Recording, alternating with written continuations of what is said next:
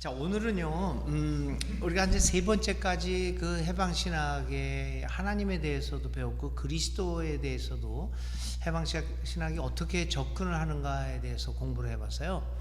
그래서 오늘은, 이 좀 정리하는 의미에서, 하나님에 대한 의식들을 우리가 어떻게 갖고 있는가 이런 것들을 좀 살펴보려고 해요. PPT를 사용해 가지고. 그래서 화면을 공유하면서 우리들이 갖고 있는 하나님의 계명과 해방신학적인 면에서 바라보는 새로운 하나님의 개념이 어떤 차이가 있는가 이런 것들을 한번 이렇게 서베이 한번 해보려고 그래요. 이렇게 해서 한번 훑어보려고 한번 그렇습니다.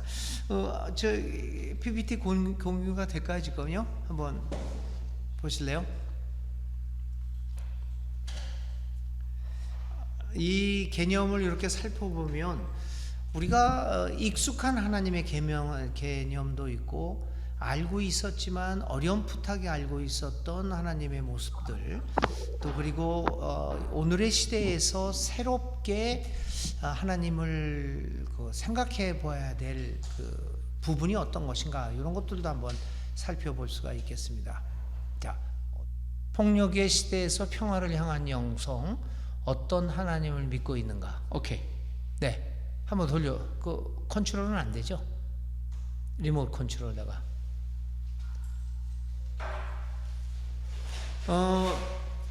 지금까지 우리가 행한 일반적인 교인들이 하는 일들이 무엇인가라고 하는 것들을 한번 살펴보고요. 하나님은 어떤 하나님을 믿고 어떤 행동들을 하는가 이런 것들을 한번 보려고 그래요.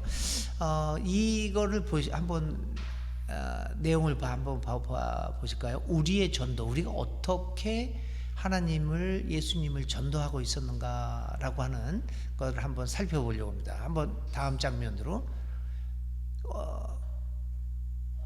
예수 천당 계속해서 눌러줘요. 하나씩요. 불신 지옥. 그 다음 이거 컨트롤이 돼야지 되겠는데, 예수님을 믿지 않으면 당신은 지옥불에 떨어져서 영원한 고통 속에서 살아가게 될 것입니다. 명심하세요. 하나님은 죄악을 일삼는 당신을 결코 놔두지 않으십니다. 이렇게 전도를 해요. 예수 천당. 이 강아지 모양을 하면 이런 강아지, 아주 공포스러운 아주 무서운 강아지 얼굴이죠. 그러다가 이렇게 말을 전하고 나서 뭐라고 얘기하냐면, 하나님은 당신을 사랑해요. 웃는 얼굴의 강아지. 이게 이제 우리들이 보통 하고 있는 전도죠. 그 다음에 또 뭐라고 얘기하냐면, 계속해서 하나님을 거부하면 하나님도 더 이상 어쩔 수 없습니다. 하나님은 당신이 하고 있는 일을 하나도 빠짐없이 보고 계십니다. 마치 경찰 하나님, 폴리스 갓이라고 하는 개념을 갖고 있죠. 하나님은 당신이 하는 말 하나하나를 다 듣고 계십니다. 도청하시는 하나님, 하나님은 믿지 않는 사람을 심판하십니다. 이 또다시 무서운 강아지 얼굴을 합니다. 그러나서 곧바로 또 하나님은 당신을 사랑해요. 이렇게. 그러니까 우리가 전하고 있는 하나님이 이렇게 이런 모습을 보였다가 갑자기 또 이런 모습을 보이는 걷잡을 수 없는, 종잡을 수 없는 이런 하나님들을 우리들이 전하고 있었죠. 그 다음에 또 이제 하나님은, 잘 들으세요, 예수님을 믿지 않으면 지옥불에 떨어질 수밖에 없고 거기서 영원한 불 속에서 영원한 고통을 받으면서 살게 될 것입니다. 예수 천당 불신 지옥. 이렇게 계속해서 그런데도 또 하나님은 당신을 축복하십니다. 이런 모습들이, 그러니까 세상 바깥의 사람들이, 교회 바깥에 있는 사람들이 교인들을 바라볼 때 갖고 있는 이 개념들이 이렇습니다. 지금 그러니까 이런 개념을 변화시키지 않고서는 교회가 세상을 향해서 희망으로 살아갈 수가 없게 된다라고 하는 것을 볼 수가 있어요. 이건 좀 넘어가겠습니다. 사실 이것도 좀 웃기는 얘기예요. 문을 열어 나 좀 들어가게. 왜 들어오시려고요? 너를 구원하려고. 구원, 무슨 구원이요? 나를 영접하지 않으면 내가 너에게 줄 영원한 형벌에서 너를 구원하려는 거야. 그러니까 사람들이 전혀 생각하지 않고 있는 구원을 얘기하는 거예요. 난 필요 없는데 왜 그걸 가지고 우리 집에 들어오려고 하느냐라는 그 이해할 수 없는 모습을 보이게 되는 거죠. 조심해, 내가 너를 늘 보고 있어. 우리들이 전반적으로 갖고 있는 하나님에 대한 개념이 이런 것이죠. 그러니까 공포에 사로잡히게 만드는 것이 교회의 모습이었다, 이렇게 볼 수가 있습니다. 자, 이렇게 기본적인 그 모습에서 출발을 해보면서 한번 우리가 또 하나님에 대해서는 또 다른 측면에서 어떠한 개념을 갖고 있느냐, 두 종류의 개념에 대해서 한번 말씀을 드리겠어요. 투사가 있어요. 한 투사가 있는데, 이게 이 투사가 지금 그 싸나운 소와 싸우려는 입장입니다.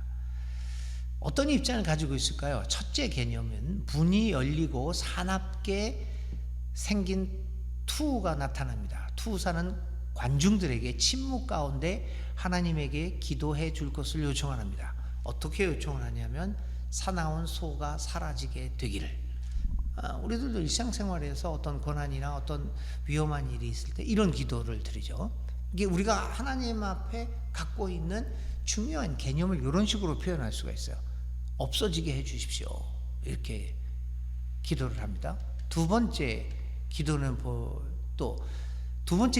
이거예요. 아까는 사나운 투가 소가 사라지게 해주십시오, 이렇게 기도하고, 두 번째 기도는 사나운 투를 물리칠 충분한 용기와 힘을 달라고 이야기를 합니다.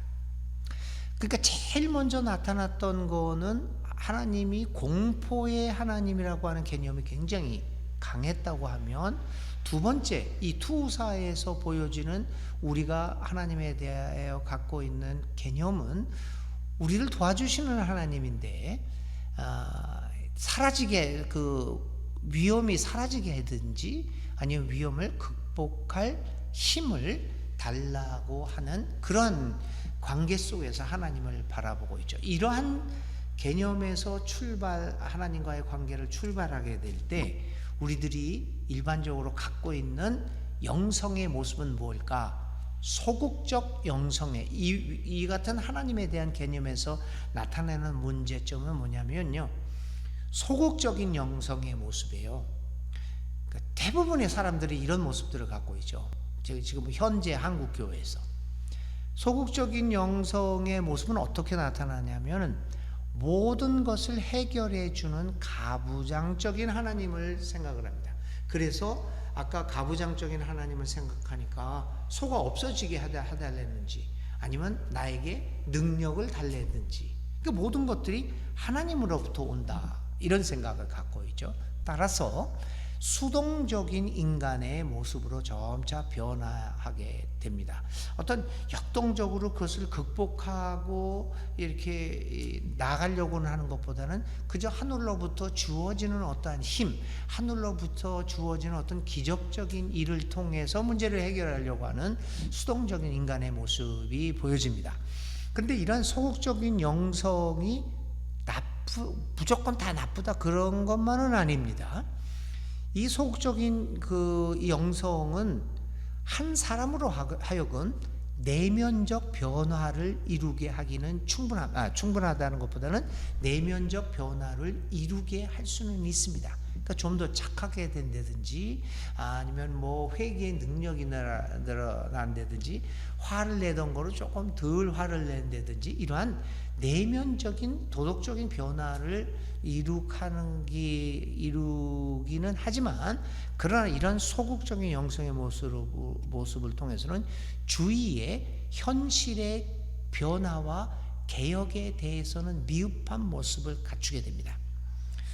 예를 들어 볼까요? 전체적인 면에서 한국 사회에서 이렇게 복지 시설이라든지, 그러니까 이제 정부가 복지 정책을 요즘과 같이 강하게 이제 구사하고 있지만, 그 전에 우리나라에서 정책으로서의 복지의 모습이 그렇게 갖추어지기 이전에 이 사회적 복지, 예를 들면 뭐 노인 문제, 아동 문제, 뭐 매맞는 아내, 뭐 여러 가지 그러한 문제들, 우리 사회의 복지의 가장 큰 부분을 담당한 게 한국 교회입니다. 특별히 개신교회가. 우리는 가톨릭 교회가 그런 봉사활동을 많이 했다고 생각을 하는데요. 그렇지 않습니다. 어린이 교육이라든지 뭐 노인들에 대한 것든지 이 사회복지 면에서 이전에 한국 개신교가 차지한 비율은 놀랄만합니다. 사실은 한국 교회가 착한 일을 많이 했습니다. 분명히 많이 했습니다. 그래서 심지어는 한때는 이런 이야기도 있었어요. 한국 교회가 사회복지에 일심 단결해서 한꺼번에 손을 띄면 한국 복지 시설이 무너진다라고 하는 그 얘기도 몇십 년 전에는 있었죠. 그만큼 한국 교회가 교회를 다니면서 내면적 변화를 이루어서 그런 착한 일을 많이 했습니다. 그런데 그럼에도 불구하고 왜 한국 교회는 그렇게 착한 일을 많이 했음에도 불구하고 왜 우리 사회에서 불신을 받고 뭐 이기적인 단체다라고 하는 그런 평판을 받을까요? 어떻게 보면 그 참 억울한 면도 있습니다. 바로 이런 소극적인 영성의 모습, 교회 중심적 그리고 가부장적인 하나님을 중심으로 하다 보니까 착하게는 살아갔는지는 모르겠는데 이 사회적인 삶에 있어서 현실의 개혁에 대해서는 아주 비읍한 모습을 보였다는 것이 이게 이제 전통적인 교리 속에서 믿어왔던 하나님을 따랐던 그 결과라고 볼 수 있습니다. 예. 자, 요건 이제 넘어가고요. 예. 여기서 이제 우리가 하는 가지 보면 그 다음에 이제 하나님에 대한 질문이 하나 생기는 게 뭐냐면요. 또 다른 측면에서 보면 그러니까 기본 신학에서 답변을 제대로 못했던 것이 이런 것입니다. 혼돈의 상황. 그러니까 인간 사회가 여러 가지 어려운 일들과 혼돈의 상황을 경험하게 될 때 우리가 어떤 영성으로 이 문제들을 대처할 수 있는가, 이 소극적인 영성을 가지고 어떻게 대처할 수 있는가, 대처할 수가 없게 되는 거죠. 그래서 이런 문제들을 우리 전통적인 신학에서 어떻게 대해왔는가 하는 거를 우리는 의문을 갖게 됐습니다. 예를 들면 이제 쓰나미가 있었을 때, 쓰나미가 몰려왔을 때 하나님은 도대체 어디에 계셨는가? 이 질문이 굉장히 큰 우리에게 혼돈을 가져왔습니다. 여러분들 쓰나미가 몰려왔을 때 하나님이 어디에 계셨다고 생각을 할까요? 근데 전통적인 신학은 이거를 가지고 하나님을 변호하는 데에 힘썼습니다. 그걸 우리가 보통 뭐 신정론이라고 그래요. 신은 항상 정당했다. 그래서 이제 이 쓰나미가 몰려왔을 때 가장 대표적인 신정론 같이 얘기했던 게 지금 뭐 세상 떠난 금랑교회 김홍도 목사 같은 사람이 그런 얘기를 했지 않습니까? 그때 저 쓰나미가 몰려와서 수십만 명이 죽을 때 저 사람들이 크리스마스, 그때 제가 기억하기는 성탄절이었는데 성탄절 예배를 안 드리고 가서 해변에서 이렇게 놀고 있었다가 이렇게 하나님이 그 죄악을 심판하시느라고 이렇게 쓰나미를 보내셨다. 과연 이런 혼돈의 상황에서 하나님은 어디에 계셨는가? 이런 질문들이 이제 우리가 나오죠. 이거는 이제 아우슈비츠의 모습입니다. 아우슈비츠에서 이제 수백만 명의 유대인들이 저렇게 가스실에서 사라져 갔을 때 하나님은 어디에 계셨는가? 그러니까 이제 나치가 저렇게 죽인 것. 저는 여기에다가 해방신학에서 해방신학적인 면에서 또 한 가지 질문을 더 합니다. 어떤 질문이냐면 1492년 15세기 말부터 100년 동안에 이루어진 유럽에 의한, 특별히 스페인과 브라질에 의한 미주 대륙의 그 식민지 전쟁에서 사라진 거의 7천만 명이 넘는 토착민들이 유럽인 서구인들에게 의해서 죽어져 갔을 때, 학살당했을 때 도대체 하나님은 어디에 계셨는가? 이런 질문들을 우리가 이제 할 수 있겠죠. 폭력이 난무하는 우리의 사회에서 하나님은 어디에 계시는가? 이런 거에 답하는 게 어떻게 답하는가 하는 것이 우리가 어떤 신학을 갖고 있느냐라고 하는 거에 따라서 달라지게 됩니다. 물론 이 폭력이 난무하고 이러한 그 학살의 현장에서, 혼돈의 상황에서, 자연재해의 상황에서 하나님이 어디에 계셨는가라고 하는 데에 대한 답변이, 절대적인 답변은 있을 수 없습니다. 그럼에도 불구하고 어떤 신학을 갖고 있느냐에 따라서 답변이 달라지고, 답변이 달라짐에 따라 자신의 실천적 행위가 달라진다는 것이 중요하지요. 자, 한번 보겠습니다. 일반적인 하나님에 대한 개념, 전통적인 신학에선 이렇게 생각을 하죠. 이제 신에 대한 일반적인 개념입니다. 화를 내는 무서운 신, 아까 보셨죠. 불신, 지옥, 예수, 천당, 뭐 이렇게 볼 수 있겠고요. 벌을 주는 신, 이게 우리들이 거의 다가 갖고 있는 신에 대한 개념입니다. 모든 것을 자신 손안에 두고 조종하시는 분, 그러니까 가부장적인 신의 모습들을 우리들이, 이게 여러분들이 이렇게 들으면서 나는 저렇게 생각하지 않는다라고도 볼 수 있겠지만, 그러니까 결정적인 순간에는 이런 개념이 나타나는 거죠. 그리고 네 번째는 희생을 요구하는 신.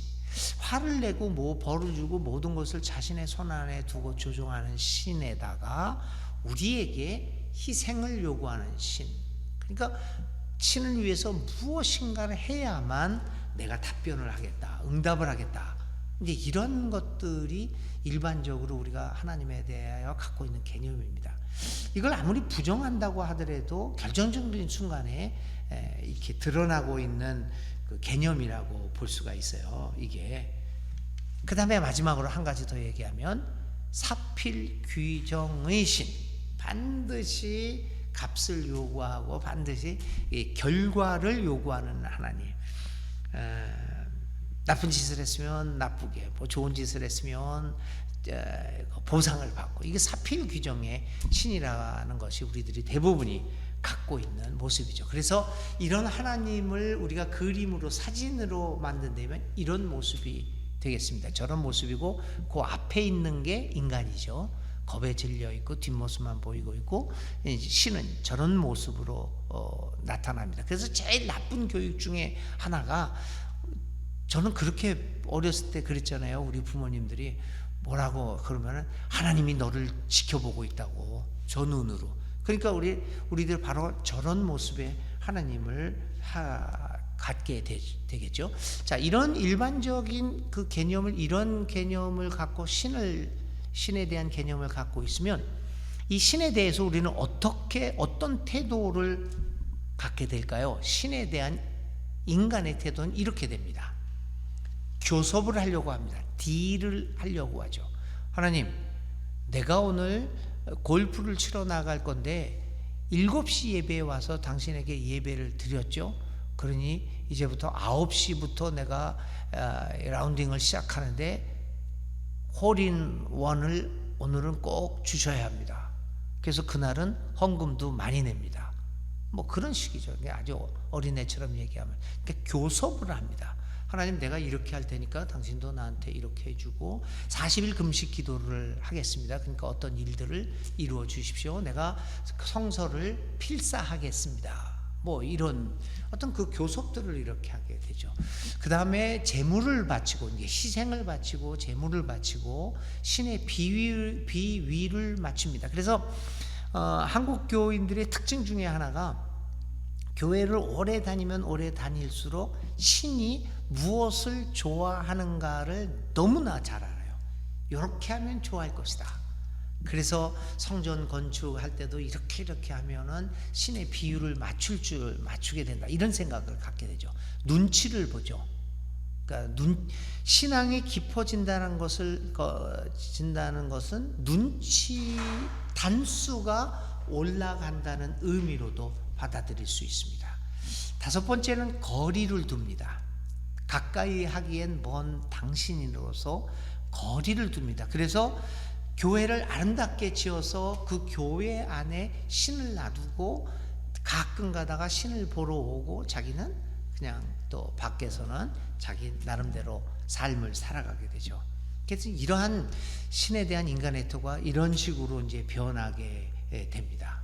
이것이 전통적인 그 교리 속에서, 전통적인 교회의 가르침 속에서 굳어진 한국 교인들의 신에 대한 생각과 신에 대한 태도가 이렇습니다.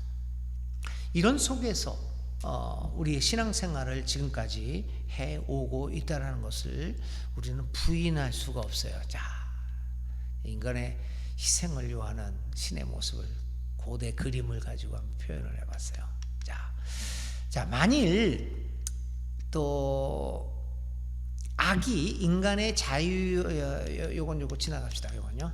네, 또 하나님은, 자, 그렇다면 또 한 가지 이제 우리들이 일반적으로 생각할 때, 하나님은 세상을 독립적이고 자유로운 존재로 만들었는지, 혹은 그의 조종을 받는 꼭두각시 인형 같은 존재로 창조하셨는가?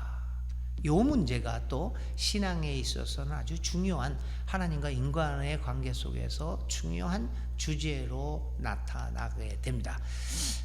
자, 그럼 하나님은 어떻게 우리를 창조하시고 인간의 삶을 허락하셨을까? 첫 번째는 하나님은 인간의 자유를 존중하시고 자연의 역동성을 허락하신다고 하는 개념이 하나님과의 관계에서 굉장히 중요합니다. 그러니까 이건 뭐냐면, 하나님과 인간의 관계, 그리고 자연과 인간의 관계, 인간과 역사의 관계에서 중요한 것은 역동성이라는 겁니다. 그러니까 절대성이 아니라 역동성이라는 것. 하나님과 인간의 관계에 있어서도 이 역동성이라고 하는 것이에요. 그래서 이 역동성은 무엇보다도 변화를 전제합니다. 하나님도 변하시고 인간도 변하고 역사도 변화하는 것을 해방신학은 주장하는 거죠. 그래서 해방신학에서는 우리는 절대적 진리보다는 상대적 진리를 강조하는 이유가 바로 이 역사의 역동성을 이제 강조하다 보니까 그렇습니다. 그러니까 기존에 지금까지 조금 아까까지 우리가 하나님에 대한 개념과 인간과 하나님에 대한 그 관계를 생각해 보았잖아요. 그런데 거기서는 역동성이라는 건 없습니다. 오직 하나님의 절대성만 있었기 때문에 하나님에게 순종하고 하나님의 그 명령대로 살아가는 일방통행밖에 없었습니다. 그런데 이제 우리 해방신학에서의 하나님과 인간의 관계는 무엇보다도 역동성의 관계에서 생각하기 때문에 변화를 전제하고 있다는 것을 강조하고자 합니다. 인간을 조종하고 자신의 뜻대로만 하려고 하는 하나님은 진정한 의미의 예수의 하나님은 아니시다라고 하는 것이죠. 참견하고 간섭하는 신은 사실은 성서적 하나님은 아니시다. 참견하고 간섭하고 이것저것 뭐 이래라 저래라 이렇게 소위 잔소리 하나님은 성서적 하나님이 아니라는 겁니다. 그래서 우리가 하나님에 대해서 생각할 때 가장 중요한 그 근거는 일반적인 그 하나님이 아니라 예수가 우리에게 보여준 하나님, 그리고 성서가 가르쳐주는 하나님, 이 두 가지임을 다시 한번 생각해 보려고 합니다. 여기에 보아야 합니다. 그래서 가장 중요한 것은 하나님과 인간과의 역동성. 그러니까 해방신학을 공부하면서 해방신학적인 면에서 우리가 성서를 해석하고 역사를 해석하고 신앙의 실천을 해석하게 될 때 가장 두드러지게 나타나는 장면, 그 주제는 역동성, 변화라고 하는 것입니다. 네, 이것이 지금까지 전통적인 신학하고 조금 이제 해방신학이 좀 모습을 달리하는 것이라고 볼 수가 있습니다. 계속해서 봅니다. 하나님은 어디에 계시는가? 이거 다 이제 뭐 아우슈비츠에서 있었던 일들입니다. 아까 이제 고난에 대해서 얘기한 것에 계속적입니다. 하나님은 어디에 계셨는가? 이거 제가 말씀을 드린 적이 있는데요. 엘리 위젤이라고 하는 사람이에요. 1986년도에 노벨 평화상을 받았는데, 지난번에 말씀드린 것처럼 이 사람이 아우슈비츠 가스실에서 소년 시절에 끌려갔다가 살아난 사람입니다. 이 엘리 위셀이라는 사람이요. 이 사람은 이런 얘기를 했어요. 그러니까 자기가 고난을 이미 당했던 사람이죠. 하나님은 죽어가는 사람들, 처형당하는 사람들, 아우슈비츠의 가스실에서 죽어가는 사람들, 강제 수용소에 갇혀서 죽을 날을 기다리던 사람들 안에 계셨다. 아니, 그 사람들뿐만 아니라 지금도 이 세상에서 발생되는 모든 비인간적인 사건들, 불의와 폭력으로 억압받고 죽어가는 사람들 안에 존재하신다. 그냥 놔둬요. 뭐 그렇게 해서 안 보이는 거 안 보이는 대로 해야지, 그냥 그대로요. 네, 괜찮아요. 네. 그러니까 이제 이 위셀이라고 하는 이 엘리 위셀이라는 사람이 하나님에 대해서 얘기하면서 하나님이 이 비극을 만들어내지는 않았지만 그 안에 계신다. 몰트만도 그런 이야기를 했죠. 몰트만도 이제 2차 세계대전에 소련에 잡혀서 감옥에 있었지 않습니까? 그때 발견한 것이 사람들 안에, 고통받는 사람들 안에 계시는 하나님. 그런데요, 저는 이게 서구 신학의 한계라고 봅니다. 그건 사람들 안에 존재하시죠. 억압받고 죽어가는. 그래서 이제 몰트만 같은 경우에는 뭐 십자가에 달리신 하나님, 뭐 이런 거를 통해서 바로 이런 사건 속에서 하나님도 고통받으시다. 그러니까 하나님이 멀리서 하늘에서 이렇게 인간들이 고통받는 거를 이렇게 지켜보는 것이 아니라 이 안에서 같이 고통을 받고 계신다. 그렇게 함으로써 멀리 있는 하나님을 나에게, 이 인간들에게로 가까이 다가오게 만들기는 했습니다. 아주 전통적인 신학보다는 조금 뭐 괜찮은 생각을 했다고 그럴까요? 그렇다고 하지만 이게 바로 이제 그 서구 신학과 이 해방 신학도 이 아시아 신학하고 좀 차이가 나고 근본적인 면에서의 서구 신학의 한계이죠. 하여튼 죽어가는 사람들 안에 존재하신다, 이렇게 이야기를 합니다. 그런데 이러한 서구 신학의 한계 속에서 해방 신학은 한 발짝 더 나갑니다. 한번 보여드리겠습니다. 하나님은 우리들과 함께 계신다. 다 서구 신학도 이렇게, 이제 물론 이제 기존 신학보다는 몰트만과 같은 정치 신학을 하는 사람들, 이런 좀 진보적인 신학을 하는 사람들이 여기를 얘기하는 거죠. 서구 신학을 하면서도 또 해방 신학도 아시아 신학도 여기까지는 얘기합니다, 같이. 그리고 왜 또 한다가? 네. 그리고 두 번째, 자, 첫 번째 전제가 뭐냐면 하나님은 우리들과 함께 계신답니다. 그리고 두 번째는 우리들과 함께 고통을 당하신다. 그렇죠. 십자가에 달리신 하나님. 근데 아까도 말씀드렸지만 여기까지가 서구 신학의 한계입니다. 그 제3세계 신학, 해방 신학과 민중 신학 혹은 아시아 신학과 같은 경우에는 뭐냐면은 우리의 악을 대항하는 모든 투쟁에 함께 하시며 함께 싸우신다. 여기에 차이가 있습니다. 이제 서구 신학의 한계라는 게 바로 그런 거죠. 서구 신학의, 뭐 제가 너무 이 서구 신학을 이렇게 강하게 비판하는 것 같기도 한데, 이 전통적인 이 신학은 지난번에도 말씀드렸지만 그 신학 자체가 기득권을 옹호하는 측면에서 이 신학이 발전했지 않습니까?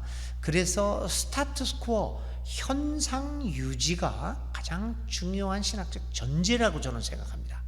그래서 그가 하나님 우리들과 함께 계시고 고통을 당하시지만 그 스타투스코어, 그 현상 유지를 깨고 그 현상을 해체시키고 새로운 대안들을 만들어내는 변화를 위한 투쟁에 함께 하시고 그 투쟁, 우리와 함께 싸우시는 것까지는 발전하지 못한다 하는 겁니다.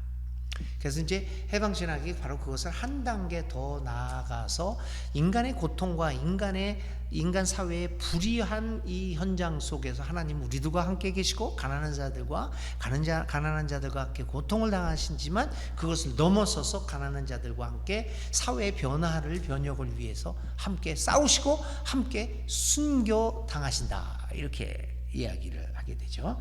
자, 이렇게 하나님이 만일 해방신학의 하나님 예수가 우리와 함께 싸우신다면 그분은 어떻게 우리와 함께 어떻게 일하실까요? 어떻게 싸움에 참여하실까요? 그것을 모두스 오페란디, 그 하나님의 일하시는 방법을 한번 저희들이 한번 생각해 보겠습니다. 자, 아까도 말씀드린 것처럼 간섭하거나 조종하지는 않으십니다. 그래서 어떻게 보면 우리가 하나님과 투쟁하면서 같이 나갈 때 좀 답답해 할 수도 있습니다. 간섭하거나 조종하지 않기 때문에. 예수의 하나님은 좋으신 하나님이고 그는 자유로운 존재를 창조하신 신이고, 그러나 그는 생명을 창조하고 회복하는 신이라고 하는 측면에서 이제 이런 것을 전제로 하고 하나님은 우리와 함께 싸우십니다. 근데 어떻게 싸우시냐? 그 모두스 오페란디, 이렇게 방법을 한번 살펴봅니다. 방법은요, 첫 번째는 요것이 바로 신과 서구신학의 하나님과 해방신학의 하나님이 좀 차이를 보는 거죠. 그는 우리와 함께 자신의 삶을 거는 신이다. 왜 해방신학자들이 그렇게 목숨을 걸고 자기의 목숨을 바쳤을까요?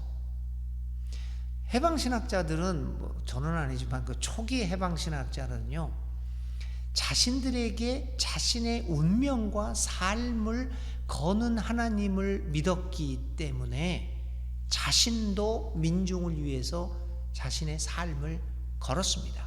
생명을 겁니다. 그러니까 우리가 믿는 하나님은 그저 우리에게 힘을 주고 우리에게 기적을 베풀고 우리의 옆에서 같이 아파하는 것을 넘어서 우리와 함께 죽음의 전선에 뛰어든다는 겁니다.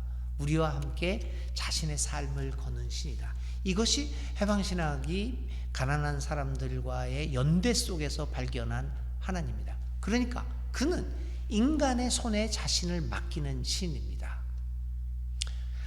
인간과 함께 인간의 손에 자신의 운명을 맡기는 분이시고, 특히 그는 전능한 신이나 이 세계와 인간의 자유와 독립성을 위하여 기꺼이 그의 권력을 포기하는 신이다. 우리 서구신학에서는요, 철학적 신, 이 서구신학이 가장 강조하는 인간과 신의 관계가 뭐냐면 다름입니다. 그러니까 신과 우리는 전적으로 다른 존재이다.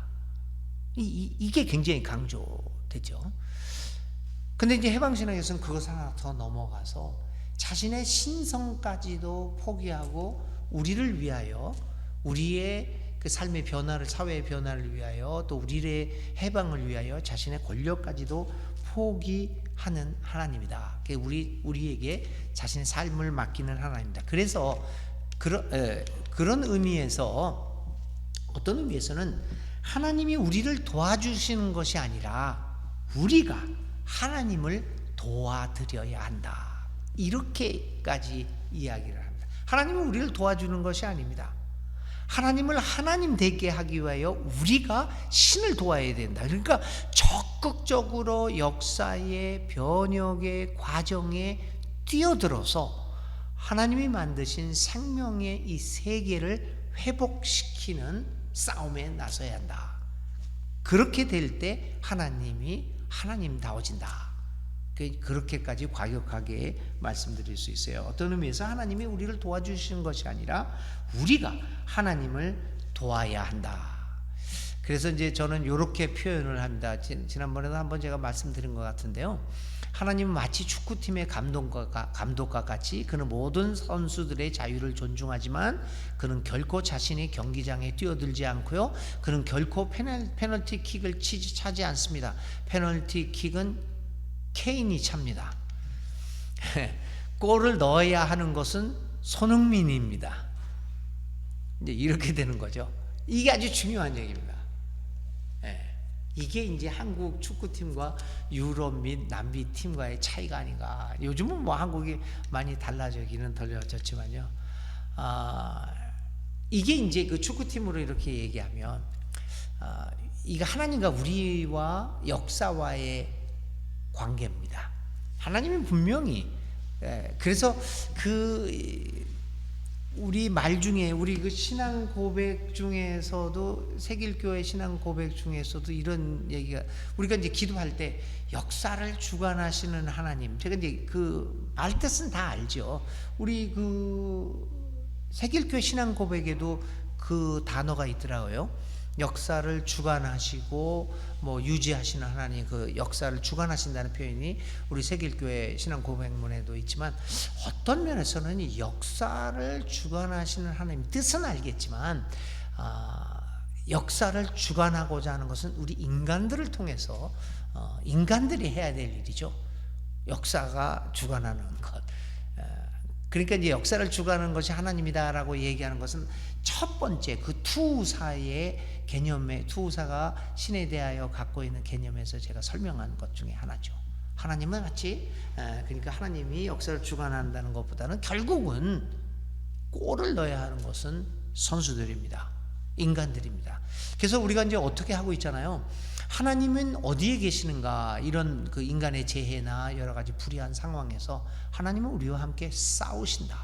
그러나 그 싸움에 있어서 결국 이겨야 하고, 그 싸움에 있어서 골을, 축구 경기처럼 골을 넣어서 그 경기를 승리로 이끌어야 하는 것은 우리들이다 라고 하는 개념이 해방신학에서 우리가 민중들과 가난한 사람들과의 연대 속에서 발견한 하나님이라 이렇게 볼 수 있습니다.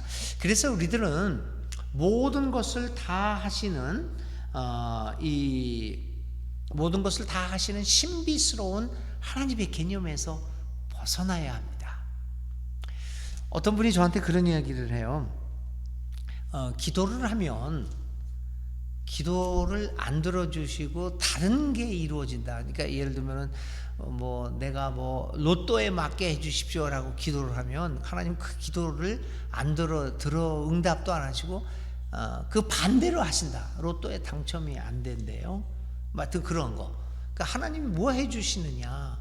우린 기도를 하면서 그 기도가 얼마나 이루어지는가 이런 거 생각해 보면요, 가끔 가다가 하나님에 대해서 뭐라고 얘기하냐면, 하나님 왜 당신은 아무것도 안 하십니까?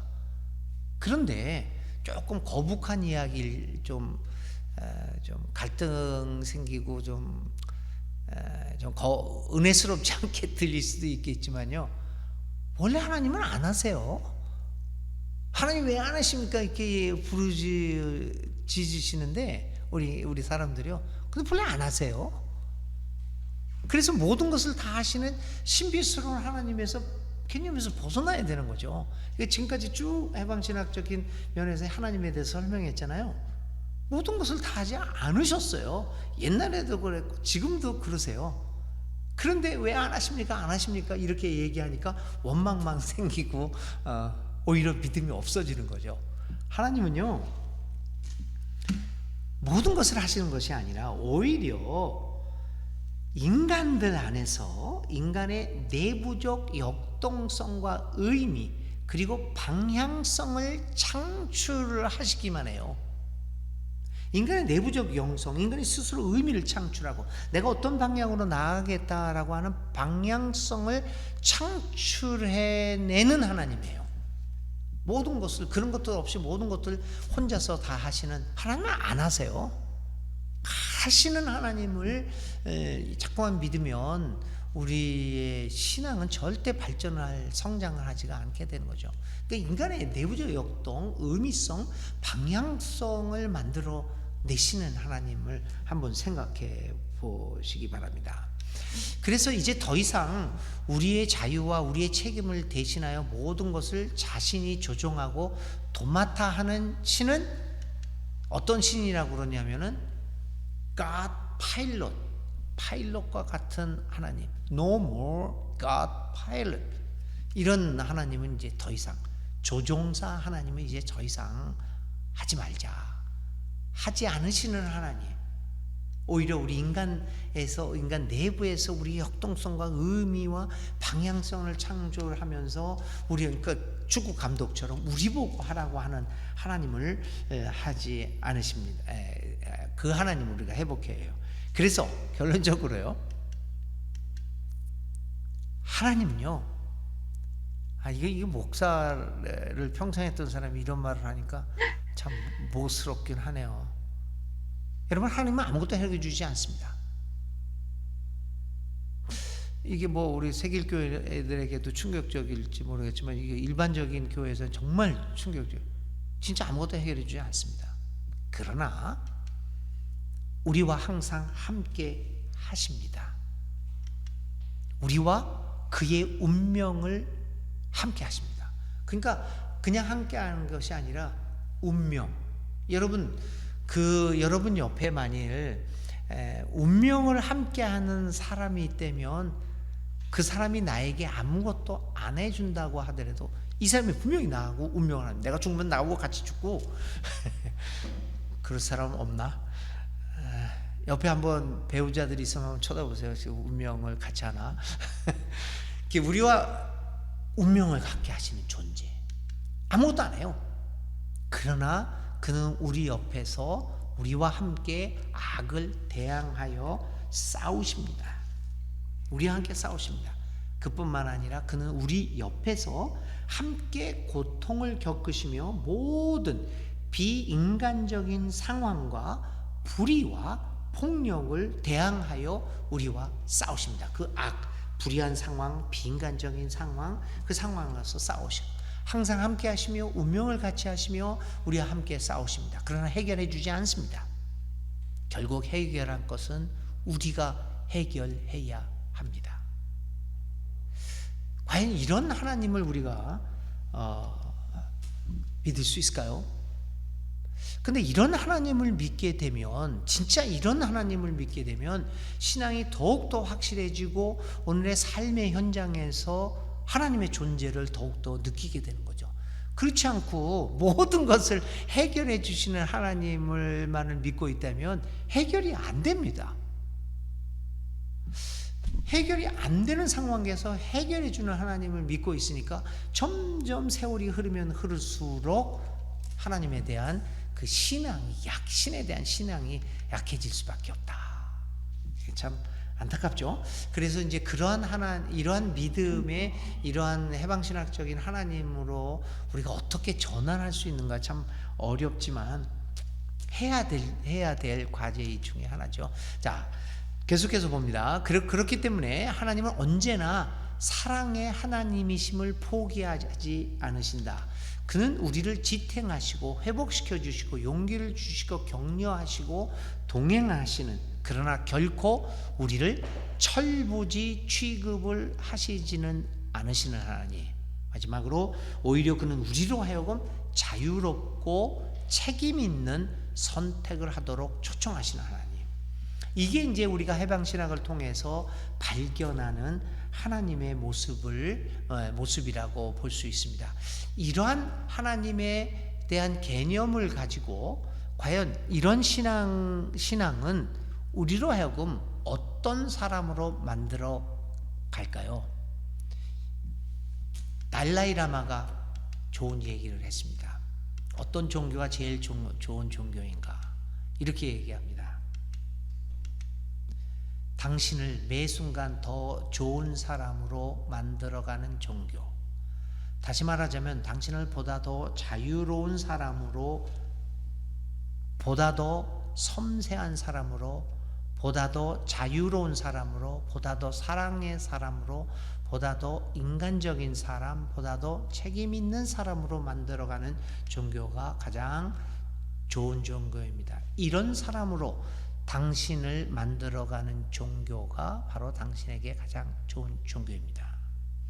우리 기독교가 예수님을 믿고 예수님을 따라 살아가는 예수 따름이, 예수인으로 살아갈 때 우리를 매 순간 어제보다 오늘이, 오늘보다 내일이 나를 저런 사람으로 만들어가고 있는가라고 한다면 기독교가 나에게는 가장 좋은 종교가 아니겠습니까? 결국 그래서 이러한 그 하나님, 해방신학의 하나님을 믿어가다 보면 이제 행동의 변화가 나가는 거죠. 변해야 할 사람은 바로 우리들입니다. 우리는 평화를 위하여 일하는 사람들이 되어야 합니다. 그러기 위해서 우리는 무엇보다도 하나님에게 책임을 돌리는 일을 그만두어야 합니다. 하나님 중심의 신앙과 영성에서 인간 중심의 신앙과 영성으로 내려와야 합니다. 그러니까 모든 것을 하나님께 돌리고 이것도 하나님 책임, 하나님이 해결해 주신다라는 이 책임을 돌리는 이제 그만둡시다. 인간 중심의 신앙과 영성으로 내려와야 하는 것이죠. 우리의 과제는 평화에 있어서 이제 평화를 만들어 과제는 그 끝나지 않은 과제임을 깨닫게, 그러니까 하나님은 이런 그것을 깨닫게 해주고 우리 안에 형제, 이거 세길교에 오기 전에 이러한 그 가부장적인 단어로 썼네요. 세길교회 오기 전에 이 단어로 썼으니까 자매 형제를 가능케 해야 합니다. 이렇게 변화되죠. 피해자들과 연대하는 마음을 우리에게 줍니다. 왜냐하면 하나님이 우리와 함께 연대하시기 때문에 가난과 억압 그리고 폭력의 상황을 만들어내는 불의를 고발하고 싸워야 합니다. 그러니까 내면적인 변화를 넘어서서 내가 착한 사람으로 살아가는 것을 넘어서서 이 가난과 억압, 폭력의 상황을 만들어내는 불의를 고발하고 싸워야 하고 수동적인 개념을 벗어나서 하나님에 대한 능동적인 개념을 형성해야 합니다. 성찰의 능력을 개발하고 발전시켜야 합니다. 직접 참여하고 평화를 만들어가는 일에 우리의 운명을 걸어야 합니다. 그것이 서구적인 어떤 그 전통적인 하나님의 개념에서 이 해방적인 하나님의 개념으로 전환되었을 때 그 우리의 행위가 어떻게 변화될 수 있느냐라고 하는 것들을 보여주는 것이라고 볼 수 있습니다. 이제 그 한번 요약을 해보면요, 하나님은 결코 우리를 대신하지 않으십니다. 하나님은 마법적으로 일하시지 않고 하나님의 행위는 인간에 의한 인간 안에서 인간과 함께 하는 행위입니다. 그는 인간 없이는 일하시지 않습니다. 하나님이 모든 것을 해결한다고 가만히 있으면 아무것도 발생하지 않습니다. 그는 우리를 통하여 일하십니다. 하나님은 우리의 행복을 바라십니다. 여기까지만 이제 하도록 하겠습니다. 자, 그래서 이제 끄죠, 이제. 네.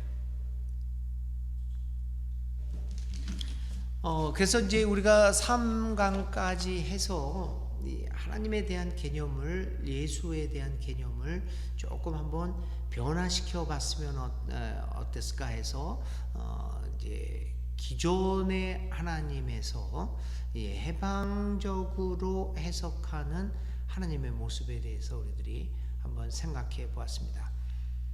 신에 대한 개념은 굉장히 중요합니다. 우리가 알게 모르게 어떤 신을 믿고 있느냐가 오늘 이 순간에 우리의 삶의 모습을 결정짓습니다. 그래서 어떤 분은 인간의 모든 행위는 그가 유신론자이든 무신론자이든 상관없이 신에 대한 개념에서부터 출발하고 있다. 그 모든 행위가, 우리의 사고방식이나 행위가 신의 개념으로부터 출발한다는 거죠. 신이 없다고 믿는 사람들도 마찬가지, 그것도 하나의 신론이잖아요. 무신론이잖아요.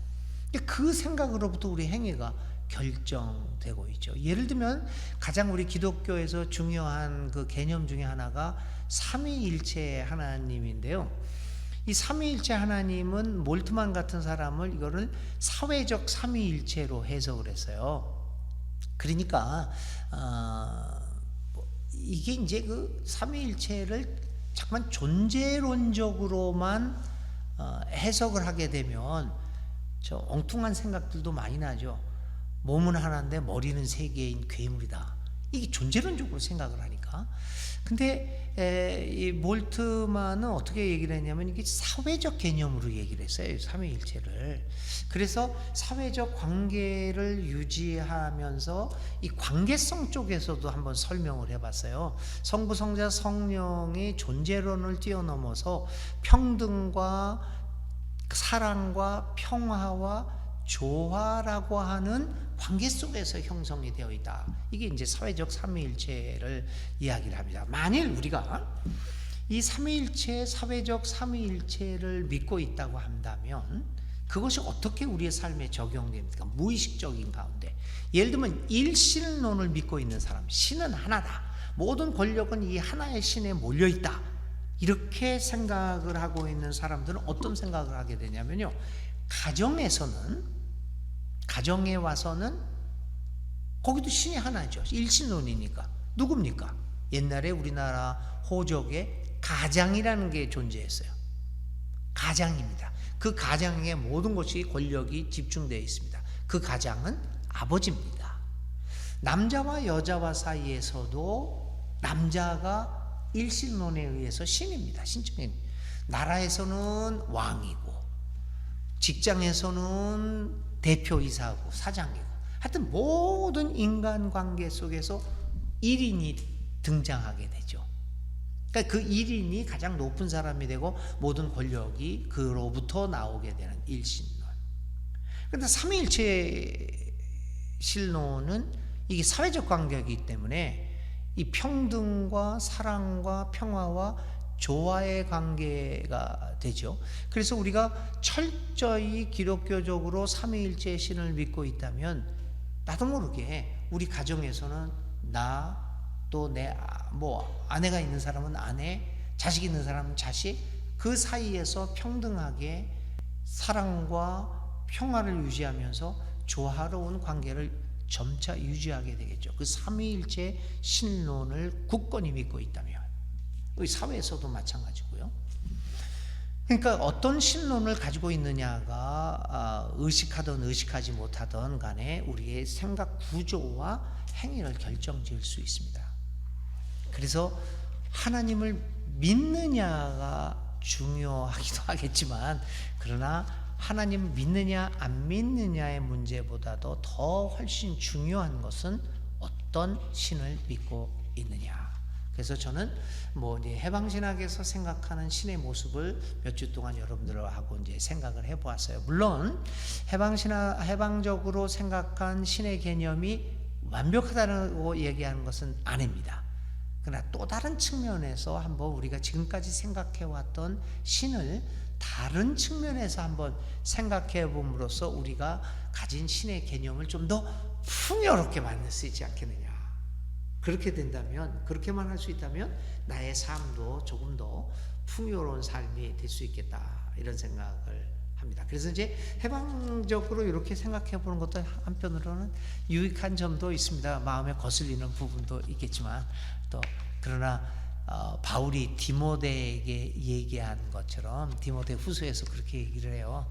자기 제자인에게 하는 말이 걸치작거리는 거 있으면 버리고 어떤 나쁜 것들은 다 버리고 좋은 것만을 선택하며 살아라. 이렇게 디모데에게 디모데 후서 5장에 이렇게 좀 제가 의역을 좀 한 건데 그렇게 말하는 게 있었어요. 그래서 저는 맨날 보수적 교회에서도 강의하고 나서 꼭 요 말을 합니다. 여러분 바울이 디모데에게 얘기했어요. 제가 한 것 중에서 걸리는 거 있으면 다 버리시고 한 가지만 은혜롭다 생각하는 그것만 잡으시면 됩니다. 그렇게 얘기하고 끝나니까 그 지방에서도, 그 보수적인 지방에서도 저를 반복해서 강사로 부른 적 많아요. 그래서 여러분들한테도 그 얘기를 합니다. 그렇지만 다시 한번 이렇게 다른 측면으로 생각해 보는 것은 우리의 신앙의 세계를 훨씬 더 넓혀가게 되는 것이라고 생각합니다. 이제 다음에 해방의 성령에 대해서 다음번에는 또 얘기하겠습니다. 오순절교회 이야기도 하고요. 해방의 성령이 어떻게 이루어지는가, 성령은 무엇인가에 대해서 다뤄보도록 하겠습니다. 예, 여기까지 하겠습니다. 감사합니다.